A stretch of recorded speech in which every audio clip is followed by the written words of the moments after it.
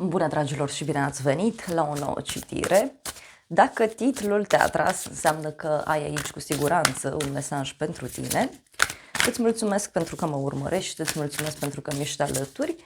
Dacă vrei și tu astfel de citire, te invit oricând, cu drag, doar pe aplicația de tarot și astrologie, Cristina Zurba, disponibilă atât pe iPhone cât și pe Android.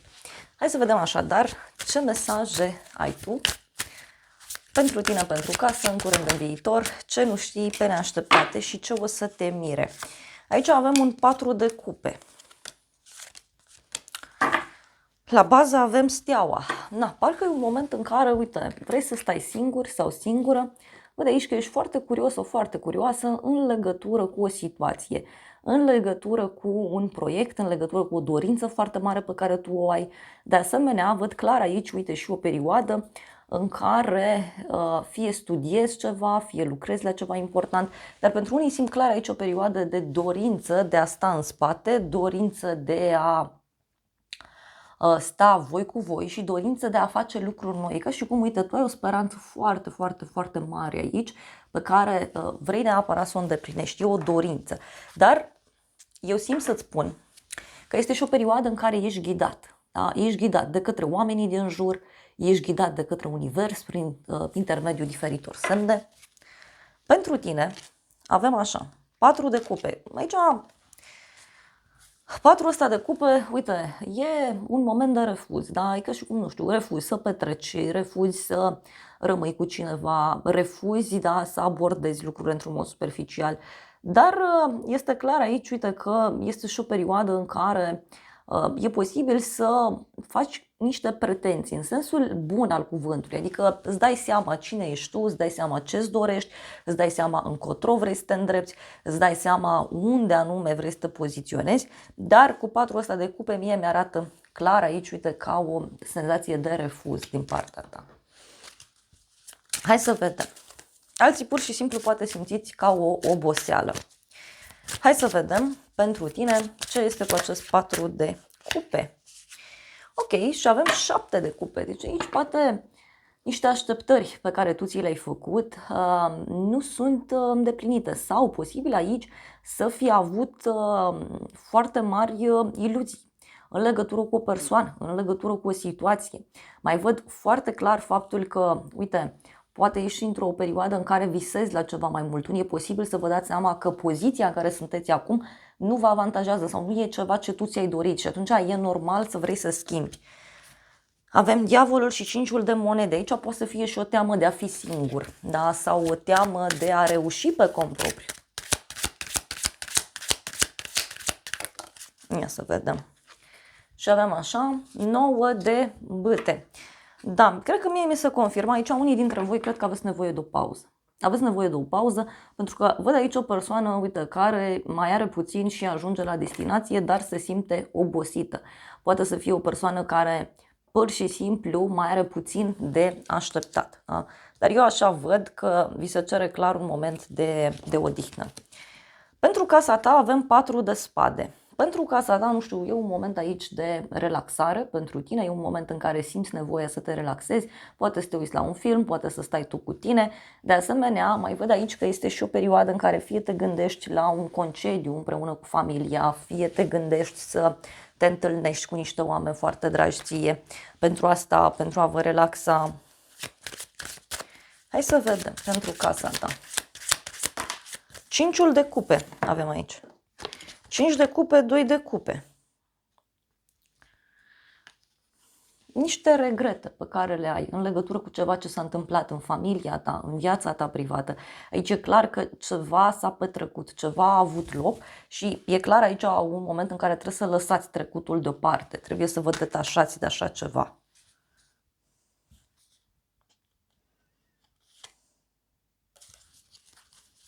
Poate să fie o relație care nu mai este funcțională sau poate să fie o problemă într-un cuplu din apropierea ta. Poate niște prieteni, poate cineva din familia ta sau poate tu pur și simplu ai niște regrete în legătură cu ideea de dragoste, de iubire. Și avem 10 de bâte pentru casa ta. Din nou, uite, este o presiune foarte mare. E ca și cum e posibil ca unii dintre voi să vă asumați prea multe responsabilități. prea multe responsabilități, da? Sau cineva să încerce să vă pună în spate prea multe lucruri de cărat, prea multe lucruri de făcut. Și uite, poate are legătură și cu bani. Uite, mai ales dacă ești femeie, ca și cum tu ești cea care are grijă de toți. Tu ești cea care îi susții. Tu ești cea care îi ajuți. În curând, 6 de bâte. În curând, uite, o bucurie la locul de muncă, o victorie sau pur și simplu un eveniment la care mergi. Fie o zi de naștere, fie o petrecere în general vorbind, dar 6 ăsta de bâte mie mi-arată clar aici realizare, victorie, crești, înflorești, devii mult mai sigur pe tine, îți crește influența.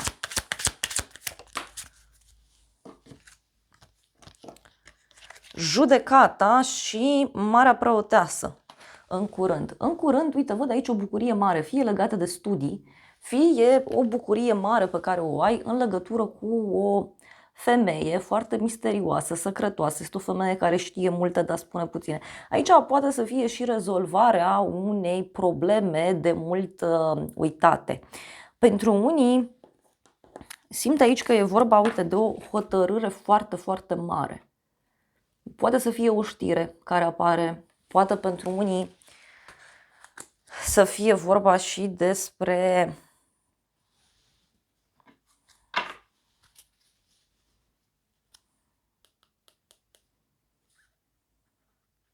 uite, un discurs, e ca și cum ai ține un discurs aici, sau e ca și cum ai asculta pe cineva, sau oamenii încep să te asculte mult mai bine.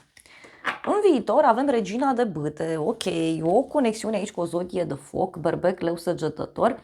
În viitor văd o legătură cu o femeie foarte energică, plină de viață, pasională, este o femeie care îi inspiră pe ceilalți, poate este acel gen de femeie fatală, adică acea femeie care e frumoasă, e deșteaptă, face și mâncare și sport, face și bani, e pe picioarele ei. Dacă ești femeie, e posibil chiar tu să începi să te comporți așa, sau uite, dacă așteptați un răspuns privind o colaborare, o afacere, poate chiar un proiect creativ, atunci acesta vine și este pozitiv. În alte cazuri, pur și simplu aici în viitor, intrați în contact cu o femeie care vă poate schimba starea de spirit. Este o femeie care vă încurajează, care mereu vă spune vorbe bune, care vă este alături.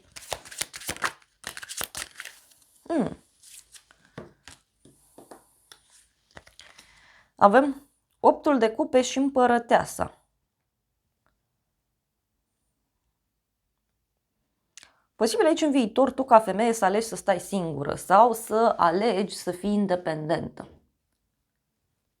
Fie să faci ceva pe cont propriu, fie aici unii intrați în contact cu o femeie care face de toată pe cont propriu. Este o femeie care își crește copiii singură, este o femeie stabilă, sigură pe ea, stăpână. 9 de monede. Deci are legătură și cu bani. Unii, posibil aici în viitor, uite, să aveți puterea necesară să dați la spate ceva toxic, ceva ce nu mai funcționează, ceva ce nu vă mai ajută. Roata destinului avem aici.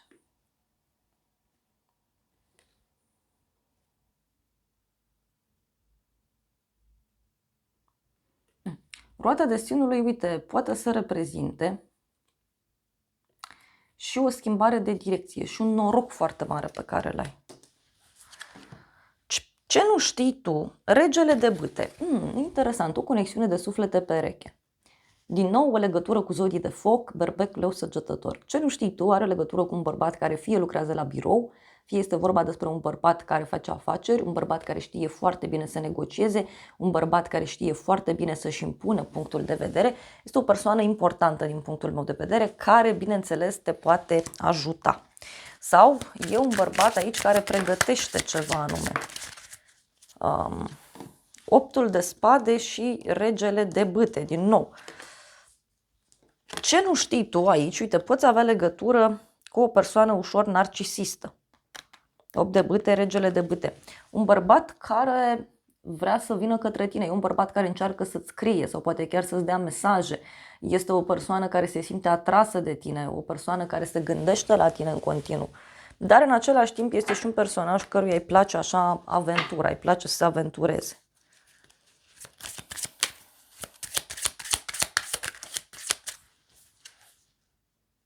Trei de monede. Uite, avem aici așa o primă bucurie, o primă victorie. Omul ăsta poate chiar lucrează la un proiect. Poate chiar să fie vorba despre o persoană care reușește aici să construiască ceva, e ca și cum mai face un etaj, mai așează ceva. Un rege de bâte care poate abia așteaptă fie să colaboreze cu tine, posibil și asta. Apoi avem așa 7 de bâte. O persoană foarte curajoasă pe care eu o văd aici este o persoană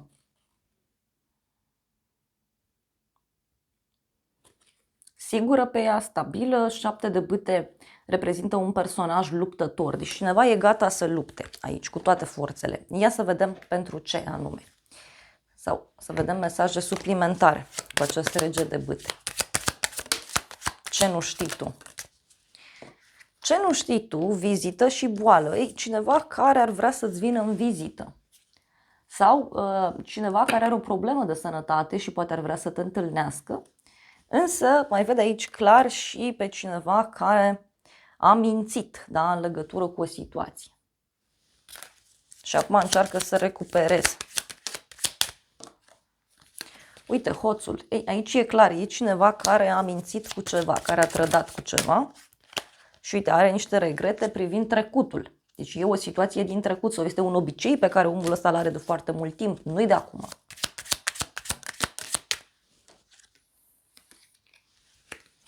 Și avem din nou femeia. Deci și o femeie aici care are o influență foarte mare asupra acestui om.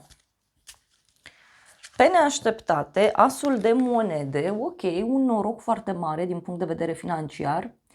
Pe neașteptate găsești ceva, găsești niște bani, găsești un proiect, găsești un loc de muncă, ți se propune ceva important. Tot pe neașteptate, cu asul ăsta de monede, eu m-aș gândi și la o persoană nouă care poate să apară în viața ta. E vorba de o persoană stabilă, hotărâtă, sigură pe ea. Hai să vedem, pe neașteptate.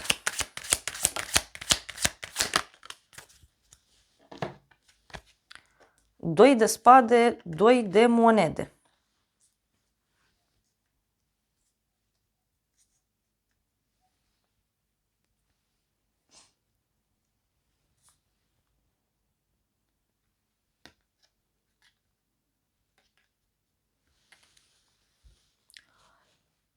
Cineva e ca și cum îți propune ceva. Și văd aici ca un fel de negociere, dar și niște informații pe care le primești și care te pot lăsa fără cuvinte. Hai să vedem, pe neașteptate. 7 de monede, poate niște bani care vin din trecut, ceva la care tu ai lucrat foarte mult timp, abia acum are recunoașterea. Poate, uite, să fie vorba despre o surpriză legată de un risc, da? Legată de, nu știu, niște afaceri, da? Niște acțiuni care cresc, acțiuni care scad, deci ceva de genul acesta. Ia să vedem noi ce spune acest tarot pe neașteptate. Wow, o bucurie neașteptată, cadou și mesaje. Eu cred aici că are legătură cu o creștere foarte puternică pe care tu o ai, atât din punct de vedere profesional, cât și financiar, eu așa simt. Adică e o altă etapă care ți se deschide. Sunt niște semne, repet, cu steaua aici, care ți se arată.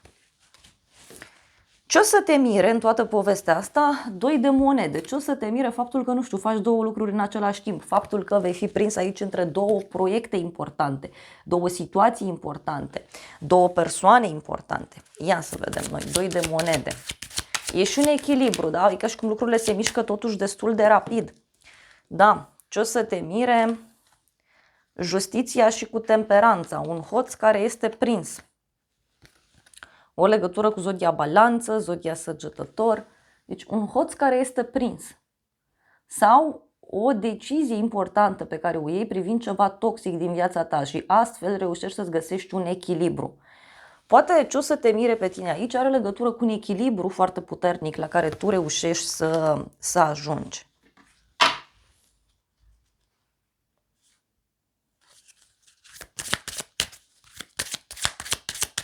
O persoană care tratează lucrurile într-un mod de joacă, mai simt eu să-ți transmit. Și mai avem 6 de spade. Deci ce o să te surprindă aici, ce o să te mire pe tine, poate are legătură și cu o călătorie pe care o faci undeva sau cineva care vine către tine. Uite, e ca și cum, nu știu, e o nouă lume, e un nou loc în care vorbești, e o nouă persoană care apare în viața ta, e un nou mod prin care tu abordezi lucrurile. Hai să vedem ce zice acest tarot, ce o să te mire cu doiul de monede.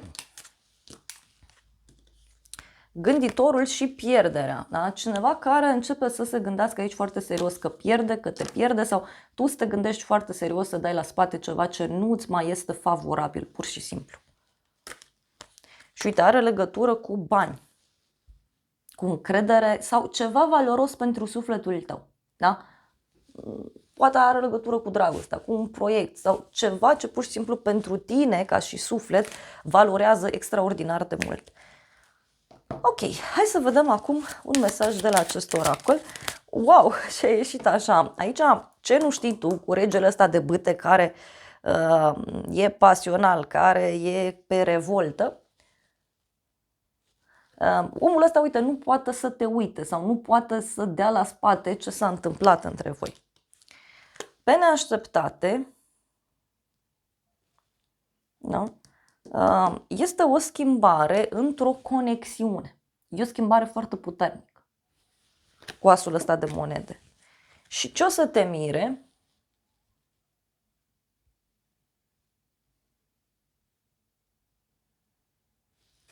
Cineva care speră să te întâlnească din nou. Cineva care speră să îi mai oferi poate o șansă.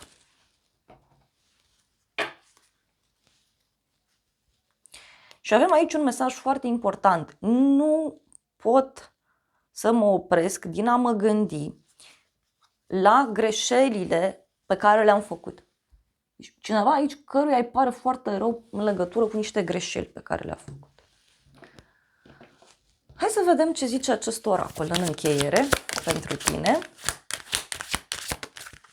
Bun, avem așa, niște bârfe, niște discuții, da? O femeie blondă sau o femeie cu părul deschis la culoare și un suflet pereche. Posibil niște bârfe, niște discuții pe care le auzi de la o femeie importantă din viața ta.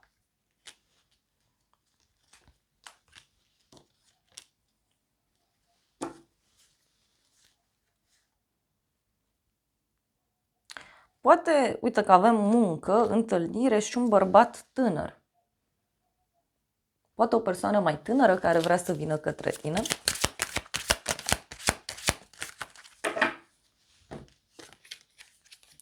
Copil, inocență, trecut, iubire. Deci clar aici și niște discuții care apar din trecut.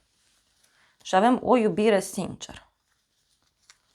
Poate să fie cineva de prin trecutul tău care revine, dar unii e posibil să rămâneți surprinși de o veste care vi se oferă de la o prietenă. Dar tot îmi apar bani aici. Da, dragilor, acestea au fost previziunile de această dată. Eu vă mulțumesc pentru prezență, vă îmbrățișez cu drag, sper din suflet să vă fie de folos informațiile și să ne revedem cu bine și data viitoare. Eu vă doresc să aveți parte de o zi sau de o seară cât mai frumoasă.